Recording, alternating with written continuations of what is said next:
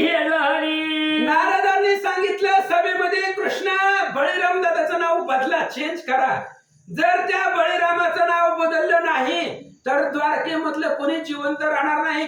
कृष्णाने सांगितलं व आमचा एवढा असणारा गरुड आणि त्याची अवस्था झाली, मग बाकीच्यांची काय होईल? या बळीरामाची म्हणे श्रीधर कैसा करावा आता विचारून हृदयावरे बळी भद्र क्षणात वनहर आणि त्वनी. मग कृष्णाने बळीराम दादाकडे पाहिलं, म्हणले दादा कसं करायचं? म्हणले आता नाव बदलावं लागतं काय की तुमचं नाव जर नाही बदललं तर अख्खी ही द्वारका समुद्रामध्ये पालती होते.